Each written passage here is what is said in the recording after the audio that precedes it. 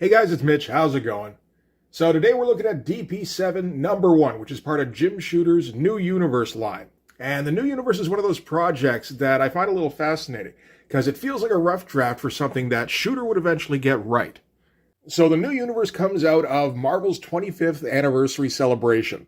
This is in 1986, so 25 years after Fantastic Four number 1, 1961. So a lot of ideas were thrown around about what they should do about this. And there were a few suggestions. Jim Shooter in particular had some odd ones, I would say. One of them apparently was to completely scrap the Marvel Universe and to start over from scratch. The motivation behind this was basically for continuity cleanup. I suppose it shouldn't surprise me that Jim Shooter had a little bit of continuity OCD. So he was suggesting something like what DC would eventually do with Crisis on Infinite Earths, or what Marvel itself would later do with like the Ultimate line. The thing with the Ultimate line, though, was that they also still kept the mainline superhero books going. And that got shot down because, for a lot of reasons. The current versions of the superheroes were making a whole ton of money, and nobody was really complaining about the continuity problems. This wasn't like DC where you had all sorts of different timelines and everything. For the most part, Marvel had been able to keep up fairly well with their disparate timelines.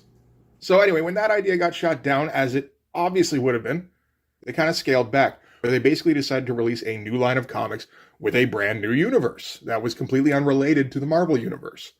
And the slogan for the new universe was "The world outside your window," which was kind of the line that Marvel was using back in the 60s, because they were comparing themselves at the time to DC Comics. DC Comics had all sorts of fantastical characters that were completely, unrelatable, was Marvel's viewpoint anyway.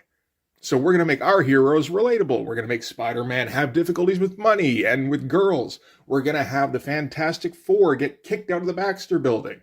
Iron Man can't take off his armor or he'll die. That sort of thing.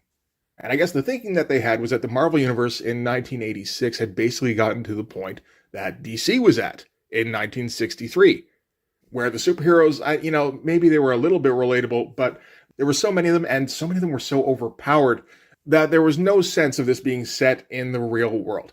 In addition, the introduction of superheroes, while it was, set theoretically in the same landscape that, we all inhabit, there were actual cities like New York, LA, that sort of thing. The introduction of superheroes hadn't actually affected the day-to-day lives of everybody all that much, other than, people would shake their fist and go, damn superheroes, every once in a while. So the thinking was they would start over, right from scratch, where there's a singular event that causes a whole mass of people on the planet to get superpowers. Somewhere in the neighborhood of 2 out of every million. And it's all degrees of superpowers. Some of them are pretty useful. Some of them are just kind of for show, essentially. Some of them are essentially disfigurements. Almost none of them are on that godlike scale where you get the Hulk or Thor, that sort of thing.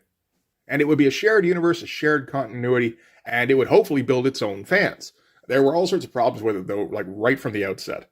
For one thing, though, they were promised a pretty good budget when they started things out, which Jim Shooter was going to use. He was planning on offering books to all sorts of top talent to try and give the new universe instant credibility. However, Marvel was being sold at that time, and the new ownership balked at the budget that the new universe had been promised, and they kind of yanked a whole bunch of the funding. So a lot of the guys who were involved in setting up the new universe, guys like Walt Simonson and John Byrne and Bill Mantlo, who had been planned to be on the books, all of a sudden the rates weren't there for those guys, and they left to go do something, more profitable, which left Shooter with a whole bunch of books that he didn't have creators for. So he had to fill those out with guys who were okay with making minimal page rates, or guys who couldn't get work other places. This is starting to sound a little bit familiar from when Jim Shooter was starting up Valiant. There would be a few more similarities. Another problem they had was the world outside your window aspect of it. Apparently, there was some miscommunication between editorial and the creators, where the creators, a lot of them got the impression that they were supposed to keep the world outside your window as it was, which meant that no matter what happened in the comics, it shouldn't affect the outside world, which was not the point of the new universe. The part of the point was, how would superheroes actually affect society? But I get the impression that Shooter, he was distracted by a whole bunch of other stuff going on. He had all sorts of problems with the new ownership. And before New Universe was a year old, I think, Jim Shooter would end up having to leave Marvel. There were other problems as well. There was stuff like they tried to throw out a lot of the superhero like accessories. So they didn't want to use costumes. They didn't want to use code names. They didn't want to use, super villains and super high tech stuff. This was supposed to be the real world with real people. The thing is, in 1986, I don't think most Marvel readers were ready for that kind of line, particularly not from Marvel. There's also the matter that they were kind of willfully splitting their own readership. You introduce a new universe called the New Universe, and you tell your readers that this is the greatest comics universe that has ever been. It's like, okay, well, what about the old Marvel stuff? Then I guess that's not as good? Are you telling us that we should stop reading Marvel? So you're kind of drawing a line in the sand and asking your readers to pick sides. This is all stuff that Mark Grunwald would go over later in Marvel Age, in a 2-part editorial. It's a pretty good read. On a related note, after Jim Shooter left Marvel, one of his priorities was in setting up a universe of comic properties involving a very tightly connected universe that would take place in the real world in present day, in current timeline. So they would be trying to keep up with day-to-day events. And since Jim Shooter kept a very close eye on everything while they were first starting things out at Valiant, to the point where he was scripting, I think, most of the books, if I remember offhand, it was important to him that he make sure that the continuity remained extremely consistent throughout the books. So in a lot of ways, New Universe kind of ended up being a bit of a rough draft that Jim Shooter later built off of to build a much more successful version of with Valiant. One of the more successful books was a book that was very similar to the one we're going to take a look at today, and that was Harbinger, which was about a group of teenagers, like just regular everyday teenagers, not the best people in the world, not the worst. They were all, just kind of middle. And these teenagers all develop superpowers. And it's like, okay, so what happens when regular people get superpowers? How do they react and how does the world react to them? That's a very similar concept to what's going on in D.P.7 here. So let's get into it. We can start with the cover. Interesting choice to go with for the cover. I don't know that this is necessarily what I would recommend, but we do get all of our characters, or, most of our characters. We are kind of missing half of one of the most predominant ones in the book, but then again, he does take up a whole lot of space. You can see, though, that this isn't going to be very flashy. Like, none of the New Universe books were, though. Honestly, this probably had one of the best artists out of the group on it in Paul Ryan. Paul Ryan, again, doesn't have a bombastic style in any kind of way. It's actually quite plain a lot of the time. But he does have a whole lot of fundamentals. So if you want a book that looks like the real world, where everything stays consistent, where all your characters stay on model, where you're never going to get the impression like, oh, they could have hired somebody better for this. Like, as long as the story is good enough, you're going to get immersed in the book. And the story on this, actually, I kind of like it quite a bit. This is going to be written by Mark Grunwald, who apparently it was kind of surprising when he kind of stepped up into the breach when the original wave of creators, stepped away because the funds weren't there. Apparently Mark Grunwald was kind of a steadfast, Marvel superheroes kind of guy where he was all about the Marvel universe as is. So for him to go, give me one of these like misfit books, which is, kind of what these ended up being, apparently kind of threw some people for a loop. So we're starting things off. This is shortly after the event that gave a whole bunch of people superpowers. So that event is called the White Event, which is basically just a blinding flash that took place. Nobody knows what caused it. Nobody's going to know what caused it, I think, for like the first year of the New Universe. It eventually gets revealed in Starbrand. That's maybe another iffy thing about this, because, we don't see the White Event. And at the very beginning, at least, nobody's really even talking about it all that much. Because, it was a huge flash of light, but there don't seem to be any ill effects from it. And this is like a couple of months after that, I think. And this is just at the point where authorities are like puzzling over it, and it started to fade into the background. So we're going to start things off. This is at Winnebago County General Hospital, somewhere in Wisconsin. I don't know if you can get much more like unglamorous, boring real life than Wisconsin. Maybe like Ohio, but I don't know. But we've got what's eventually going to turn out to be kind of our protagonist for this, at least for this issue.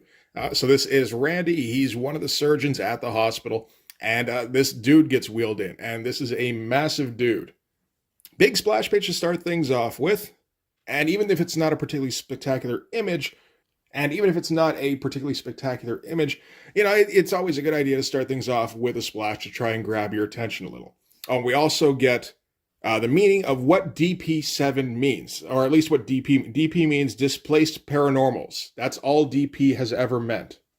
I think I told some guys on the stream a while back that I worked at a movie store for a while. I don't believe we ever had a copy of DP7 in the back. So yeah, anyway, they wheel him into emergency. They report that his girlfriend found him on the floor of his trailer unconscious with 2 empty bottles of over-the-counter painkillers. Yeah, they wheel him in and get the sheet off him, and like the dude is absolutely massive. Like beyond bodybuilder. We can tell from the cover, like helpfully with the cover, they give us like the lineup card on the back here, which shows the heights of all the characters. Most of them don't go much more than 5'8" by the looks of it, except for our guy here, who's well over 7 feet, maybe like 7.5. So they set him up, they start to get him stabilized, they get like a stomach pump going, and apparently like halfway through the pump, his vitals were back to normal, so he's got like a ridiculous constitution. So now they're, yeah, like trying to like steady him. And, you know, I guess like they're just kind of administering anesthetic, or they're going to keep pumping his stomach, something like that. But he wakes up in the middle of the procedure and starts throwing dudes out of the room. Gets up immediately. He's got dudes climbing on his back, doesn't even seem to notice. In the middle of it, he doubles over because something like his muscles are spasming, and it just kind of drives him insane. So it's a little bit like having like a bear stuck in the emergency room here. And Randy here is going to get the worst of it. He's stuck right in front of him when all of a sudden these like astral arms kind of reach out from his stomach and grab the guy, and it distracts him long enough that the tranquilizer that Randy was holding, he's able to jam that into his arm and knock him out again. And the doctor's reaction to that is, what? Arms? As opposed to, you know, ah! And trying to, you know, run away from your own body. But that's okay, you know, I mean, this is a mid-80s, you know, like comic book type comic. This is very much using the language of comics at the time. We're going to get a whole bunch of narrative boxes. We're going to get a whole bunch of like expository dialogue. We're going to get thought balloons. While the content is all about, you know, making things more realistic and more grounded, we're not really thinking about how to do that with form just yet. And that's fine. I mean, that would be tackled not too long after this by all sorts of different people. So anyway, the patient here, this is David Landers. This is the only name we're going to get for this guy throughout this entire book. He falls unconscious. And Randy here, he's kind of looking around at the other doctors like, did you see anything? They're like, yeah, you gave him an intramuscular 10 milligrams of Valiant. Oh, okay, so no, like, extra arms, though. That's cool. Yeah, no, that's all that happened then. I stabbed him, yeah. Afterwards, Randy goes in to check on David and introduces himself. David's awake. He's strapped down on the gurney. At first place, Randy goes like, so that's quite the physique there you have. You must work out a lot. And David's like, nope, never worked out in my life. So he talks about how his girlfriend called in for him, that he was passed out in his trailer. He clarifies, no, it wasn't my girlfriend. It's just, we're just like, we work together. But apparently he'd been calling out sick for the last week. And she was helping to deliver groceries to his house. She was delivering massive amounts of food. Because apparently, yeah, no, he started getting sick. He started getting starving. Once he started eating this food, he just started packing on muscle. And he says here, he put on like 200 pounds in a week. He says, as soon as I started eating, the first batch of muscles started popping up. It was painful. Imagine if you did 100 push-ups in 5 seconds. That's what it felt like at first. Just throbbing muscle aches. And as I started coming in faster, the pain got worse. I couldn't stand. I couldn't move. All I could do was lie there whimpering. Randy's like, okay, so you took the painkillers to ease the pain? Which almost feels like it would be, you know, like a way around why he might want to take the painkillers. But no, they don't do that here. He's like, no, I took them to kill myself. So they're just going to say it outright because, you know, like he's in a whole bunch of pain. He's always uncomfortable and he can't really fit in with normal society anymore. So yeah, I guess that's his reason. It's worth pointing out this issue is not approved by the Comics Code. That wasn't necessarily the case with all New Universe titles, but no, that's definitely the case here. I'm guessing that's probably why. That and, you know, all the medication that's flying around in this issue. And he's saying to Randy, like, you know, I hope you can help me, or at the very least, if you can't do that, I'm hoping you can help put me out of my misery. Again, he's talking about that. And Randy's like, yeah, no, I'm here to save lives, not end them. Thanks. And as he goes to leave, David's like, okay, but just remember, I'm only here as long as I want to be. You know, it flexes and rips apart the leather restraints that have been holding him down. Before he goes, Randy asks real quickly, oh, you know what I sedated you? Did you notice anything odd? And David's like, well, nothing odder than me anyway. So he's like, okay, so I must have hallucinated those weird arms that were coming out of me. And I was like, yes, that must be it. People do that all the time. Okay, from there, we're going to cut to Next day, this is in the boardroom so these are the guys who run the hospital, or the guy anyway, and he's giving Randy a dressing down. So Randy is suggesting that they look for a hospital that can better provide for David's needs, and the director of the hospital doesn't want to hear it because if they can figure something out with David, then that'll get them in newspapers. That'll get them all sorts of press. That'll theoretically get them all sorts of funding to continue experiments with David. And Randy's not interested in that. He's like, okay, but I don't think we have the facilities to help him as it is. And other hospitals might. So I'm thinking we should explore our options. And that's when the director is like, damn it, Randy, you're a loose cannon. You're not a team player. He's like, you better shape up. I'm not warning you again. So I'm guessing he moonlights as the local chief of police as well.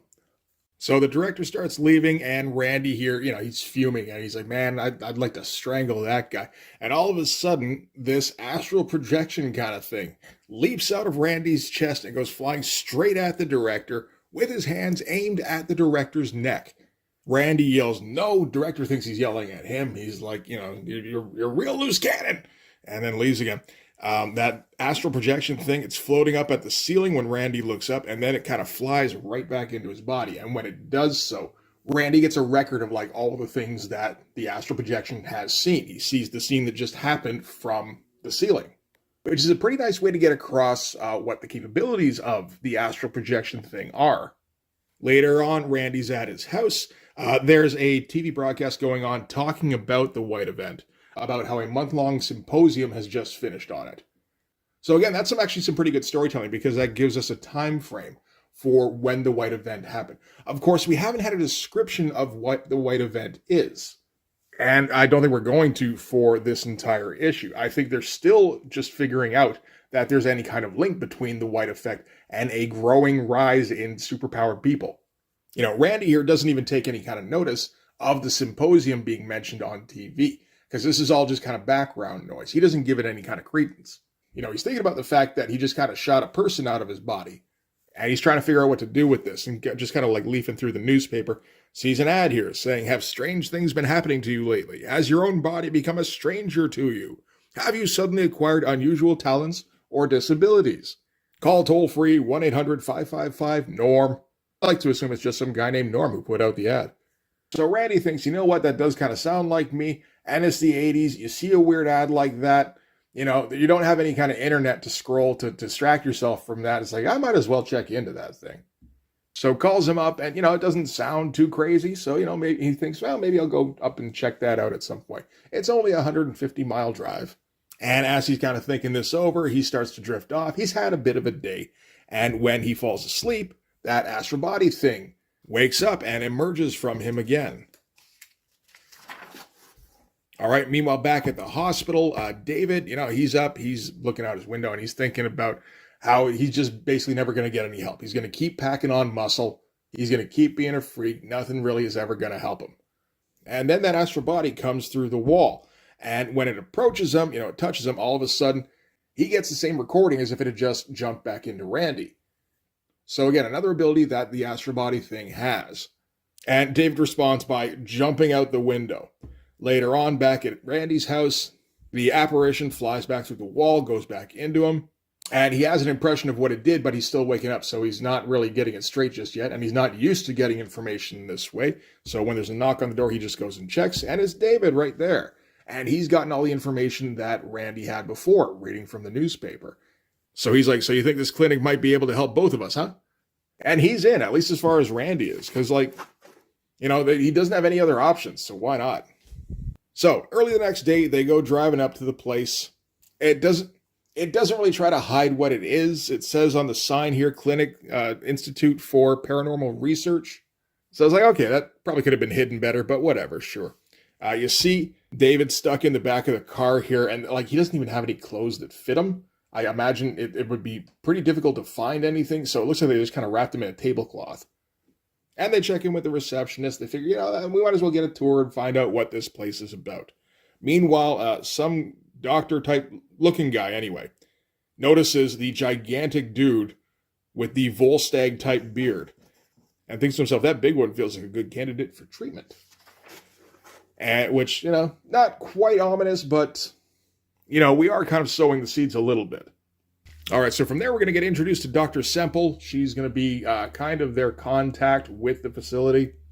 And Randy's going to start asking her some questions about the place. And of course, since he's a doctor, he has a better idea of what kind of questions to ask. He's like, what exactly does your treatment consist of? What sort of problems does it treat? And what's your rate of success? Which, probably is a bit more pertinent information than most people ask about. It's probably more just like, can you help me? To which they just go, yeah, maybe. It's important to know that Randy told David when they first got there, don't give them your real last name or your address or your real contact info. So he's interested in this place, but he's not going to get invested any more than he has to at this point. David's only interested in getting cured, and Dr. Semple tells him, well, we don't really have any kind of cures just yet. We're more about getting people acclimated to their new situation and being able to accept it more. So it's actually more like group therapy than like a research facility or anything like that. Or at least that's how it appears to be. She takes them on a walk through the facility, through the gymnasium where there's a whole bunch of other guys who also have abilities or disfigurements or whatever, and they're just working out. But, this is a chance to show that there are other paranormals here. It's pretty obvious when you see some of them. A lot of them, just look like regular people. Some of them, they got all sorts of weird skin stuff going on, or they have some kind of weird effect on their body or something.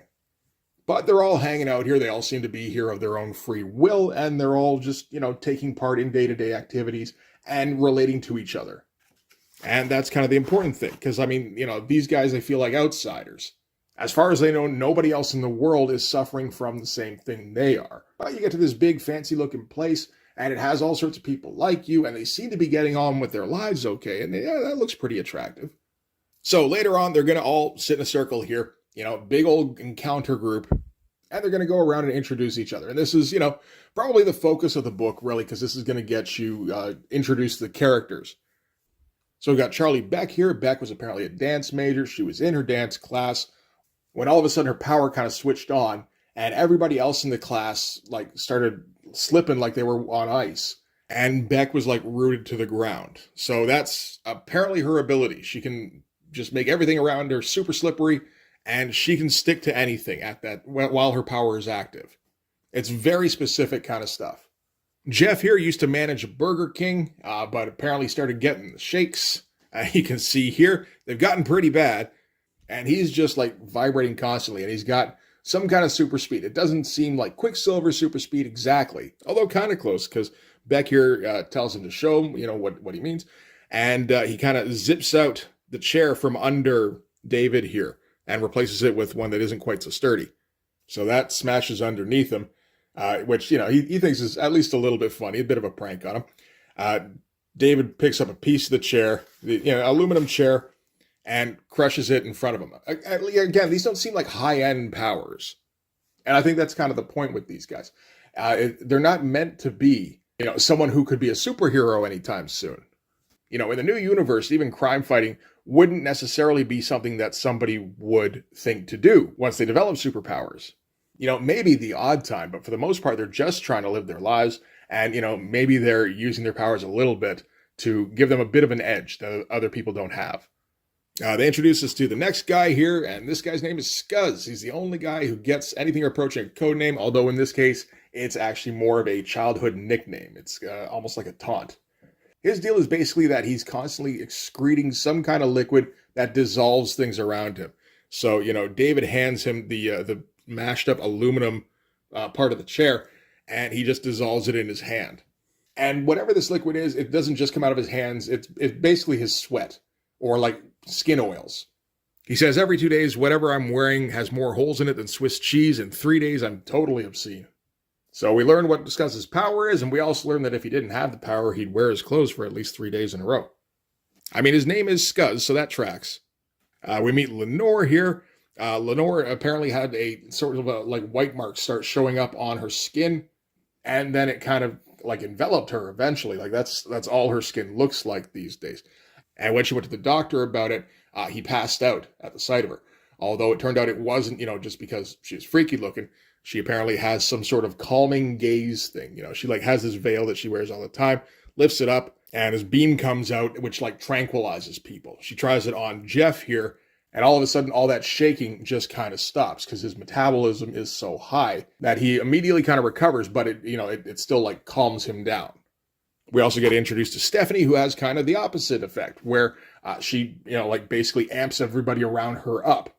She was like a housewife. She has a couple of kids. And when the kids were around her, they'd just be bouncing off the walls, which, happens. But apparently she's not getting along with her husband. He doesn't like this thing that's going on with her. And he views her staying at the facility here as basically institutionalizing her. Like once she comes out and she's fixed, then she can go back to, being part of the family again. While she's saying this, David starts experiencing more of those muscle spasms. It's a little bit, Deus Ex Machina a bit. Like right when she has a chance to like demonstrate her powers. Yeah, but we all have also seen him do that earlier in the comics, so that's fine. Because another effect of her ability is that she seems to have like a very light healing ability, where she can like take away pain, and she has actually been able to heal like small cuts and bruises in the past. And that's kind of the group. Like I said, mostly like low-level powers. And even the useful ones, like the super speed, that would be extremely useful. It doesn't matter because, he can't go out and not be noticed. But there we are. We've been introduced to our cast, and it's an interesting group. They've all got kind of like different personality types. You can see how personality clashes could easily come from those. You could also theoretically see how their powers could be used like in concert. I'm sure you could find ways. Okay, so from there, we're going to cut to the office suite of Philip Voigt, head of the clinic. And he's meeting with the regulators at the facility. They're kind of like, they come across as aides, but these are closer to like the egg breakers that would show up in Harbinger later, where these guys all have their own powers as well. It's all suggested at the beginning here that will get elaborated on later. And we find out that Voigt, the guy running the place, he does have designs on the group. He does have goals that he's trying to reach that he isn't letting them know about just yet. Guys like Jeff and David have very obvious, like, tactical applications for their powers. Meanwhile, they're getting an idea of what's going on with Randy, and they're like, well, that would work pretty well for espionage. So, not as benevolent an organization as it seems at first. Probably not to anybody's surprise. But the group, they don't know that. So they're just kind of getting on with their lives. Randy and David in particular are kind of enjoying the fact that they can just be kind of regular among the group that they're in. They get into a routine, they're working out all the time, they're going to the encounter sessions all the time, and they get to the point where they're kind of enjoying themselves. They're enjoying the camaraderie of the group. And they kind of associate that with the facility itself. Not a bad little montage here. This is as close as we're going to get, though, I think, pretty much in this entire issue, to like a nice splash page. It's pretty good. It's well executed. It's not exactly going to knock your socks off, though.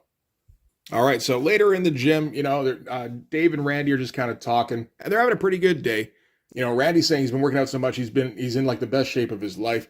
Dave has been also working out, where, instead of lifting weights, he lifts up the entire apparatus, which still isn't that much of a challenge for him, but he's finding out that working out does kind of ease all the pain and the cramps and all that.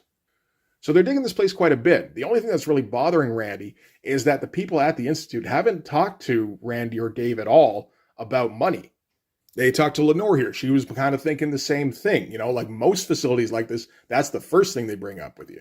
So she figures they make their money some other way with some other business, or maybe through like financial contributions, that sort of thing. But at the same time, it is something that worries her a little bit. Later that night, Randy's lying in his room, and he's just thinking about it. He still feels uneasy, although he's not sure why. And he starts thinking about, his astral body. Well, I think what he calls it his antibody. And he's thinking about how he's been seeing it less and less recently. And he's wondering if that's because the group is helping him control it somehow, or if it's because he's learning to control it, because he realizes that every time he's seen it in the past, it's because his emotional state was kind of beyond his control. So he tries to will it to come out, and it does. And then it just kind of, goes for a jaunt. It goes through the ceiling, and he's like, okay, well, have a good time, bud. Don't get in trouble. So it goes a-wandering, and from there we're going to cut to the monitor room at the facility. So this is where the regulators are. And they're just talking, and at first it doesn't seem too sinister or anything, really. They're just kind of, discussing the events of the day. They're discussing all the patients.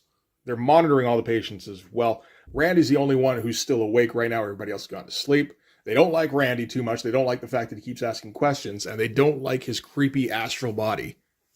And here they start talking about their powers a little bit, where apparently they're trying to manipulate the patients. They say that specifically. The main guy here, Hackthorn, is that his name? Hackbarth. He's talking to the other two about you ought to ramload some obedience into his head. Forget the subtle crap. The guy he's talking to, Charney, he's like, I can't. He'd suffer massive psychic trauma, which would take months to mend. And Hackbarth says, I'm still going to recommend to Voight that we expel the twerp before he learns too much.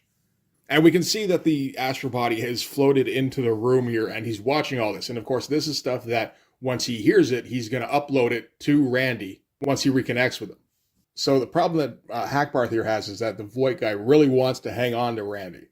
You know, his abilities are unique amongst the group, and he can see a whole bunch of potential uses for them. So, you know, they'd rather not just kick them out of the facility. And Hackbarth's like, if that's the case, then we ought to transfer him to the intensive care ward, heavily sedate him to keep his astral body under control, and give him the conditioning treatment round the clock. The man's just too unstable to treat any other way. And then the woman here, I don't think we ever actually get her name, says she just entered O'Brien's mind and the static level is way down, which means his astral body is out and about. Hackbarth's like, I hate that thing. And they're like, yeah, no, we all do. None of our paranormalities work on something that doesn't have a nervous system. So they're kind of confirming there that they've been messing with the group. You know, obviously at least a couple of them have some kind of like low-level telepathic abilities. But they're like, we have to find that stupid astral body before it finds something out. Go search the place. You know, they don't think to look up in the control room. And like, the hell with it. I don't care how much Voight wants this guy. We're putting him in intensive care tomorrow. And when Hackbarth goes to sit down, the astral body yanks out the chair out from under him, which maybe wasn't the smartest thing because it kind of lets him know what's up. You know, he immediately realizes that must be what that is. So they all kind of scramble. The astral body gets back to Randy's room and, you know, updates him on everything he's seen. So, I mean, that kind of confirms way more than he was expecting. So he sends it off to go and tell the other guys, which, you know, means going and making contact and downloading the information into them because the astral body doesn't actually speak. And he gets dressed and he's going to get ready to go. But before he can take off, Hackbarth slams the door open, just says, going somewhere. And that's all we're going to see for a minute. From there, we're going to cut to Dave, who's getting woken up by the astral body. And he immediately lets him know what's been going on. You know, Dave doesn't want to believe it, but at the same time, he knows the astral body can't lie. It can just show you what it's seen. So he's going to go check in on Randy while the astral body goes and wakes up everybody else.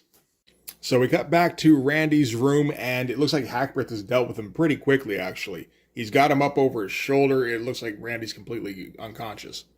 And he's going to take him somewhere, but that's when Dave kicks open the door right in front of him. You know, he tells Dave, you know, go back to your bed. We'll deal with this later. Dave's not having it. So he has to use his power, which is apparently that he has just the ability to affect anybody's physiology. So he gives Dave stomach cramps. He like so bad that he can't even move and just keeps walking. A bit of a shame here with having to do the arrow showing you which panel to read next. I get why you do it, so there's no confusion. So you're not trying to read over here first. Also doesn't look great when he's hunched over and the arrow, it looks a little bit like he's taking a dump. You know, as Hackbarth's leaving, Scuzz comes around the corner. Dave tells him to get all the others, so he's going to do that by disintegrating the locks on all their doors. And they all kind of end up gathering in the hall here. And most of them don't really want to believe what the astral body has shown them, like it's visited all of them now. You know, and they understand, I think, at least intellectually, that the astral body generally doesn't lie. I don't know how, if they're 100% behind that idea. But they've also got this deal going here that's pretty sweet as far as they can tell. So if they've got any reason to disbelieve what they've seen, they're going to take it. But then that kind of becomes a moot point because a bunch of guards come around the corner with a bunch of rifles.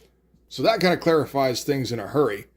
Beck makes the floor super slippery, and the guards respond with like, holy shit, they're using their freaky powers on us. Shoot them. So they're all loaded up with like tranquilizer darts. They start shooting at them. Jeff is able to like dodge them and pick them out of the air. The ones that come near Dave, you know, he kind of gets Stephanie to take cover behind him while he blocks them. And it's not like he doesn't feel the effects of them, but, you know, obviously they're reduced from normal people. So then Lenore comes up, she uses her ability and essentially puts them all into like a trance. And that kind of ends the sequence. And that's kind of going to be our big action sequence for this comic. Wasn't even really a full page, but I mean, you know, at least there's some decent tension going on. And then at the end of it here, Stephanie is going to like heal up Dave's arm a little bit. She also helped him with his stomach problems he had earlier. She's been helping him throughout this entire time whenever he has like muscle spasms or cramps or anything like that. So they're developing a bit of a bond. And Dave's kind of, like getting head over heels for, but, there's a bit of a problem in that, like, she's married and has kids and all that. You don't really want to get in the middle of that. So they're not sure where to go next, but then Randy's astral form appears and he's going to show them the way. Takes him off to a room where Hackbarth has him out on an operating table. Dave smashes down the door, so Hackbarth has to use his abilities on everybody. And yeah, he says what his abilities are. It's, I have total control over the bodily processes of everyone around me. Which seems a little bit crazy. So like he's given, increasing the pressure on Beck's frontal lobe, so she's got a massive headache.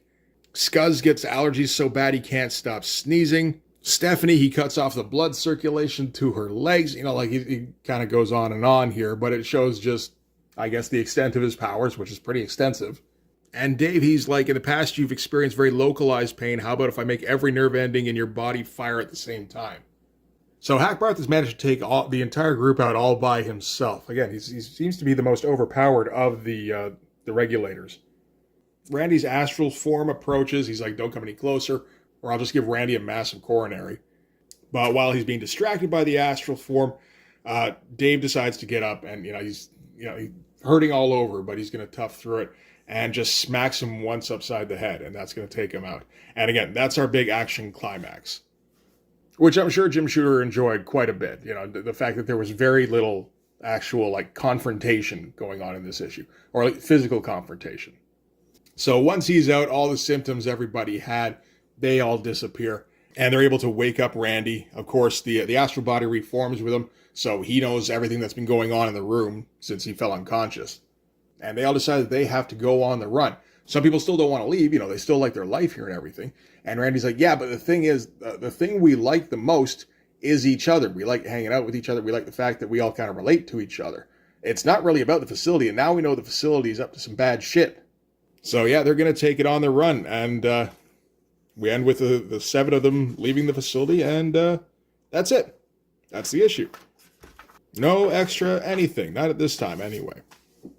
But that is it for D.P.7 number 1. I honestly like that one quite a bit. It is a very slow build, and I mean, you don't get a ton of payoff in this issue, but you do get acquainted with all of the characters pretty well. And they explain at least enough of what's going on to get you interested enough to buy the next issue, probably. Probably the biggest problem is that lack of superstar creators behind it. I'm not sure who was initially slated to draw this thing. I think it probably wasn't Paul Ryan. But I know Walt Simonson was supposed to draw Cyforce. Like I said, John Byrne was supposed to draw Starbrand. This was intended to be a big deal. And obviously it stuck with Jim Shooter long enough that when he went over to Valiant, he's like, okay, I'm going to do New Universe again, only I'm going to do it right. And I mean, you can see like a straight line between D.P.7 and Harbinger. I was a little bit kind of surprised because, since Mark Grunwald's the writer on this, it says created by Mark Grunwald and Paul Ryan. It's like, so did Shooter just kind of take his ideas wholesale? And it's like, well, no, the ideas behind the book, it looks like, were all workshopped by Jim Shooter and Bill Mantlo. And then Mark Grunwald came in and he came up with the characters. He came up with the environment, but the concept behind the book, that still belonged to Mantlo and Shooter. So Shooter was kind of free to work with that if he wanted to when he left. You just change everything around a little bit. Instead of there being a bunch of adults, it's a bunch of teenagers. All obviously got different names. Instead of the Paranormal Research Clinic, it's the Harbinger Corporation. Instead of Mr. Voight, it's Toyo Harada. And honestly, I think Harbinger did a lot better with the concept than DP7 did. As much as I like this start here, I get the impression DP7, it kind of fell apart eventually, which is still further than most New Universe books got, from what I understand. Like, some of them don't seem like they were very good to start with. Stuff like Mark Hazard. I don't know about Kickers Incorporated. I like the name. I thought maybe it'd be about a group of kickboxers. It's not. It's about NFL kickers that I think hire themselves out as something. I don't know what. They just put an ad in the paper saying, hey, do you need things kicked? We're here for you. And Stephanie here calls them up. She's like, I can't get my kids to behave. They're like, kids are our specialty. One kick and you won't hear from them for hours. But anyway, yeah, that's DP7. That's New Universe. I don't know if we're going to look at too many other New Universe books. I got the idea, like, I should get a whole bunch of these. I should get Starbrand and Cyforce and Kickers Incorporated. I should definitely get Kickers Incorporated. But it seems like they just weren't very well set up. And I don't know how well developed they were. I get the impression DP7 is one of the best books from the New Universe, at least. So that's a good thing. From what I understand, the best the line really has to offer is kind of the middle of the Starbrand run when John Byrne takes over. So he did eventually come back to that. I don't think that helped out Jim Shooter any. I think very likely John Byrne wasn't going to work on anything directly under Jim Shooter. That could be the case. So once he was gone, oh yeah, sure, I'll totally do that Starbrand comic. Why not? So yeah, like I said, we may not hit any more of these. I don't know. You guys let me know if there's anything in particular you want me to take a look at. But for this one anyway, that's going to do it. So thanks very much for watching, guys. If you like the video, please hit like. Helps with the algorithm stuff. Hit subscribe. Hit the hype button. Helps to get this video seen on some kind of leaderboard. If you really want to help out, in the description, there's my link tree, and you can follow that to my Patreon. Go subscribe there. That'll give you access to everything I do. So all sorts of videos, all sorts of Blood Force comics. You can also follow me on Instagram and DM me there for commissions. But yeah, that'll do it. Thanks again for watching, guys. I'll see you in the next one. Bye-bye.